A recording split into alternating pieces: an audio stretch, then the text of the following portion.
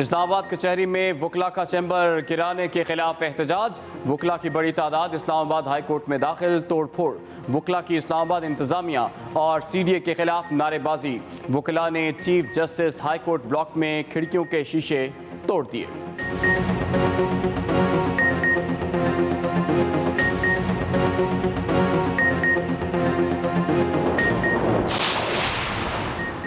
Senate election के लिए सदारती ordinance के इजरा का मामला। जमीयत उलमा इस्लाम ने सदारती ऑर्डिनेंस सुप्रीम कोर्ट में चैलेंज कर दिया। दरख्वास्त गुजार ने इस्तदा की कि सुप्रीम कोर्ट सदारती ऑर्डिनेंस जारी करने का नोटिस दे और इसे हुकूमत की बदनीयती करार देकर कलअदम करार दे।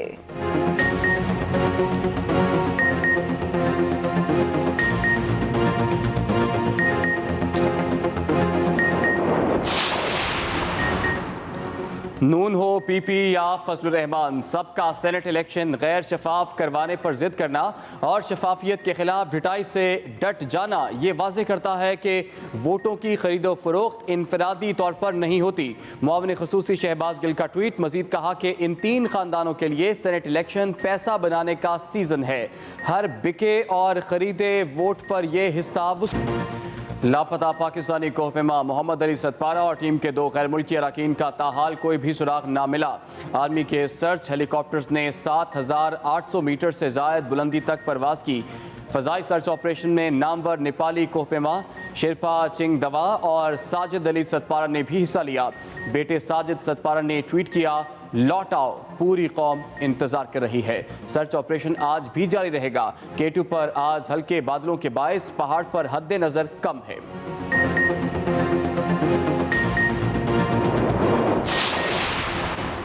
मुल्क भर में कोरोना मजीद 59 जाने ले गया। अमवात की मजमूई तादाद 12,026 हो गई।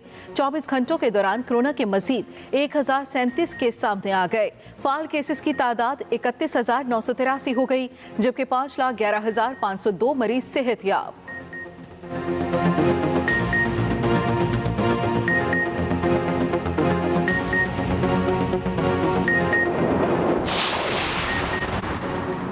सिंध में कोरोना वैक्सीन से मुताल्लिक SOPs की खिलाफ वर्जी। DDO हेल्थ अनीला कुरैशी को मुअत्तल कर दिया गया। 3 रुकनी वैक्सीन ऑडिट कमेटी कायम। वैक्सीन लगवाने वाले दोनों अफराद सियासी रहनुमा के करीबी अजीज हैं। उधर मुअत्तल होने वाली डॉक्टर अनीला का कहना है कि SOP की खिलाफ वर्जी नहीं की, जवाब इंक्वायरी कमेटी को जमा कराऊंगी। वफाकी वज़ीर असद उमर कहते हैं कि सख्ती से ताकीद की गई है कि वैक्सीन सिर्फ हेल्थ केयर वर्कर्स को लगाई जाए। मुआविन खुसूसी शहबाज गिल का ट्वीट। कहा, वैक्सीन सियासी खानदानों के रिश्तेदारों को लगाई जा रही है। साबिक गवर्नर मोहम्मद जुबैर कहते हैं कि बेटी और दामाद को वैक्सीन लगवाने के लिए किसी से सिफारिश नहीं की।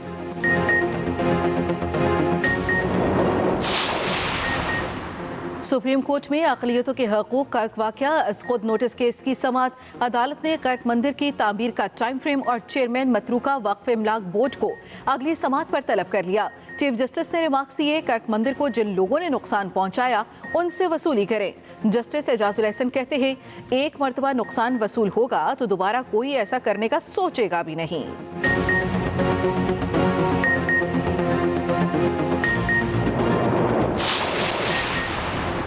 कराची के इलाके गुज्जर नाला न्यू कराची 0 पॉइंट पर तजावुजात के खिलाफ ऑपरेशन जारी।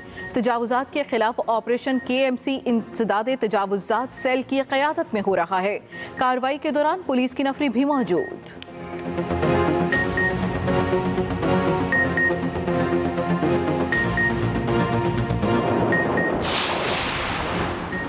हुकूमत की तरफ से महंगाई में कमी के दावे अलिफ लैला की कहानी साबित हुए। वफाकी इदारा शुमारियात के मुताबिक अगस्त 2018 में सुर्ख मिर्च की कीमत 339 रुपये फ़ी किलो, जनवरी 2020 में 460 रुपये, जनवरी 2021 में 1,242 रुपये फ़ी किलो हो गई। चीनी 15%, गंदम 8%, घी 6% और कुकिंग ऑयल 3% महंगा। जनवरी 2021 में महंगाई की शरह 6% रिकॉर्ड।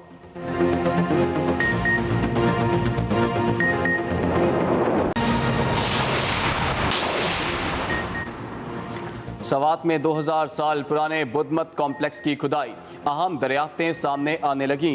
इलाका बरीकोट में महकमा आसार कदीमा KP की ज़ेर निगरानी कॉम्प्लेक्स को मुकम्मल बहाल करने के लिए खुदाई का काम जारी। कॉम्प्लेक्स में असम्बली हॉल, मीटिंग रूम, स्टोपे और रिहायशी कमरे शामिल। खुदाई के बाद कॉम्प्लेक्स को सयाहों और तलबा के लिए खोला जाएगा।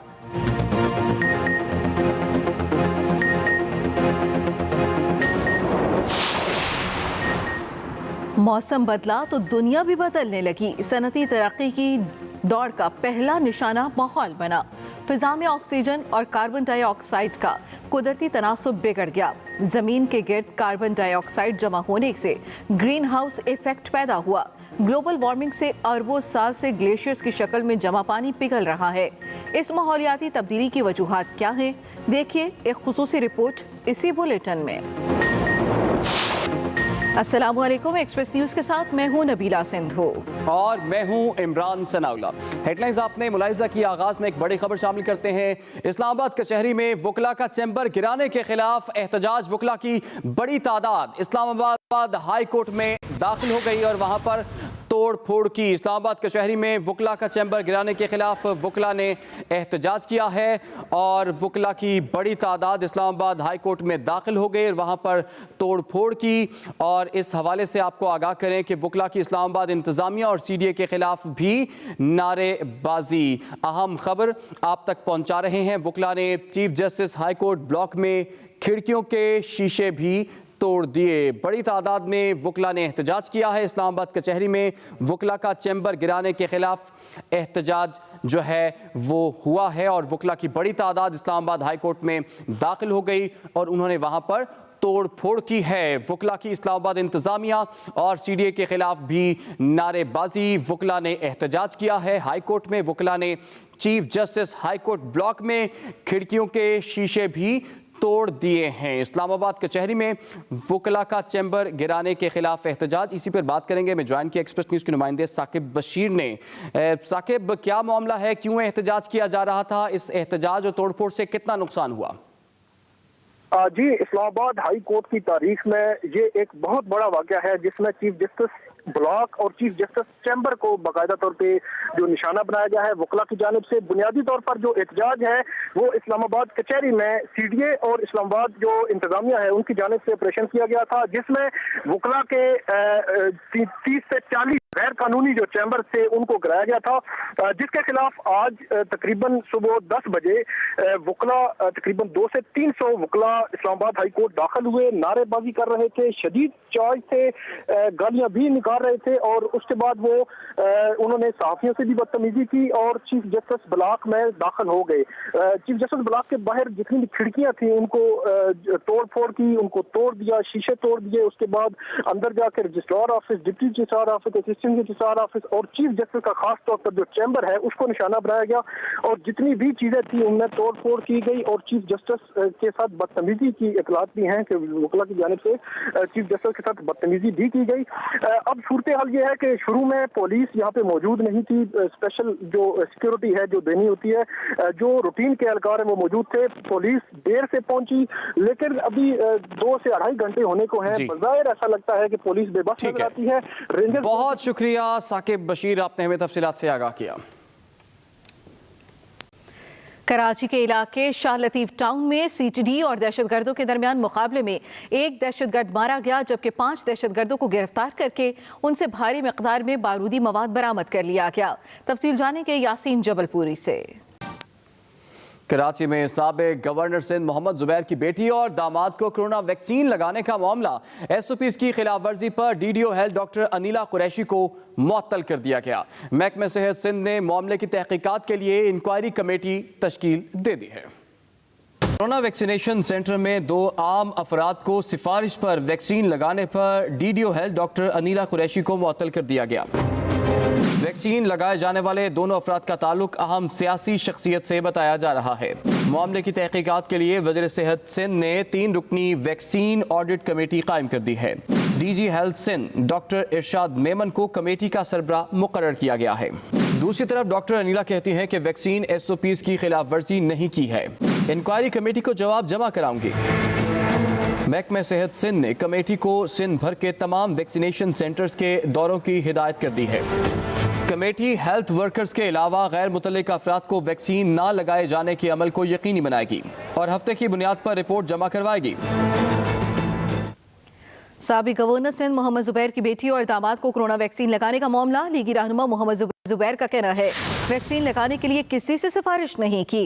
वैक्सीन लगाने के मामले से मेरा कोई ताल्लुक नहीं है। साबिक गवर्नर सिंध मोहम्मद जुबैर की बेटी और दामाद को कोरोना वैक्सीन लगाने का मामला। वैक्सीन लगाने के लिए किसी से सिफारिश नहीं की है। साबिक गवर्नर मोहम्मद जुबैर ने ऐसा कहा। उन्होंने ये भी कहा कि वैक्सीन लगाने के मामले से मेरा कोई ताल्लुक नहीं है। लीगी रहनुमा मोहम्मद जुबैर का कहना है कि वैक्सीन लगाने के मामले से मेरा कोई ताल्लुक नहीं है। साबिक गवर्नर सिंध मोहम्मद जुबैर की बेटी और दामाद को कोरोना वैक्सीन लगाने का मामला।